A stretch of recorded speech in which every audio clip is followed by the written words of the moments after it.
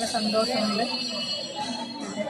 ഭംഗിയായി ചെയ്ത് മനസ്സിന് നല്ല സമാധാനമാണ്. എത്തിക്കുവാനും കാണുവാനും എല്ലാം ഭഗവാൻ സന്തോഷം തന്നെ.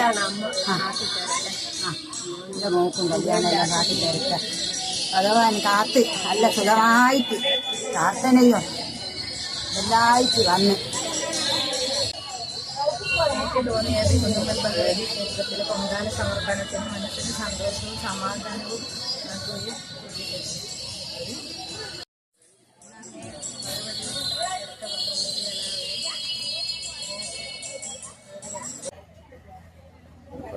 പൊങ്കാല സമർപ്പിച്ചപ്പോൾ നല്ല സംതൃപ്തി തോന്നി. സാധാരണ നമ്മൾ ദൂരെ ആറ്റുകാലൊക്കെ അല്ലേ കാണല്, അപ്പൊ ഇതിനടുത്ത് നമുക്ക് കൂടി അതിനുള്ള അവസരം. ഞാനിപ്പോൾ അമ്മേൻ്റെ അടുത്തുണ്ടായിരുന്നു പുകയില്ല, അതുകൊണ്ട് ഇങ്ങനെ അമ്മേൻ്റെ ബിരുവനാണ്. എനിക്ക് ബിരുവനാവാതെ തരട്ടെ അമ്മ, ഭഗവതി അമ്മ.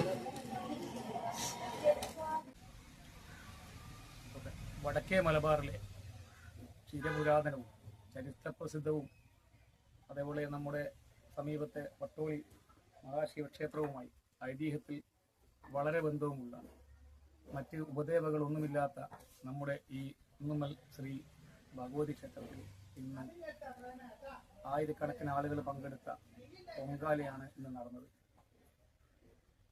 പതിവായി ജനുവരി 15 മുതൽ ജനുവരി 20 വരെയാണ് ഇവിടെ കൊടിയേറ്റ മഹോത്സവം നടത്താറുള്ളത്.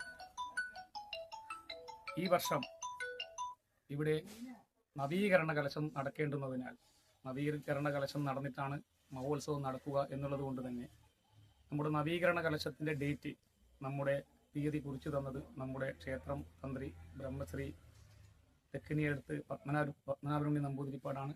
അദ്ദേഹം നമുക്ക് കുറിച്ചു തന്ന ഡേറ്റ് മെയ് 21 മുതൽ മെയ് 28 വരെ ആണ്. മെയ് 28 പ്രതിഷ്ഠയും തുടർന്ന് മെയ് 31 കൊടിയേറ്റവും ജൂൺ 5 ആറാട്ടോടുകൂടെ അവസാനിക്കും. വലിയ ഭക്തജന പങ്കാളിത്തം അതിലുണ്ടായി എന്നുള്ളത് വളരെ സന്തോഷകരമായ കാര്യമാണ്. ദൂരെ നിൽക്കുന്നവർ പോലും കാലത്ത് 5 മണിക്ക് മുമ്പായി തന്നെ ക്ഷേത്രത്തിൽ ഭക്തജനങ്ങൾ എത്തിയിരുന്നു. ഇത് ആറ്റുകാൽ പൊങ്കാല പോലെ ഒരു വലിയ സംഭവമായി ഈ പ്രദേശത്ത് മാറുകയാണ്. വളരെ ഭക്തജനങ്ങൾക്കൊക്കെ വളരെ സന്തോഷം ഇക്കാര്യം. നമ്മുടെ പൊങ്കാല സമർപ്പിച്ച് ഭഗവതി തൃപ്തിയായിരിക്കുന്നു. അടുത്ത വർഷവും ഇതുപോലെ എല്ലാ വർഷവും നടത്തുവാൻ ഭഗവതി നമ്മെ കടാക്ഷിക്കട്ടെ. ഭഗവതി ക്ഷേത്രം വടകര താലൂക്കിലെ പ്രധാനപ്പെട്ട ദേവീക്ഷേത്രങ്ങളിലൊന്നാണ്. കഴിഞ്ഞ വർഷം മുതൽ ഇവിടെ പൊങ്കാല ഞങ്ങൾ അറിയിക്കാറുണ്ട്. ഈ വർഷവും വളരെ ഗംഭീരമായി തന്നെ നടത്തി.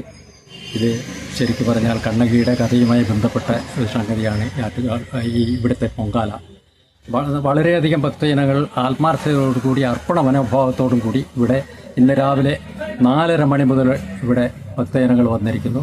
ഞങ്ങൾ അതിനുള്ള എല്ലാ സൗകര്യങ്ങളും ചെയ്തു കൊടുത്തിരിക്കുന്നു. ഇനിയും അടുത്ത വർഷവും ഇതുപോലെ തന്നെ നടത്താനാകട്ടെ, ഭഗവതി അനുഗ്രഹിക്കട്ടെ എന്ന് മാത്രമാണ് എനിക്ക് പറയാറുള്ളത്.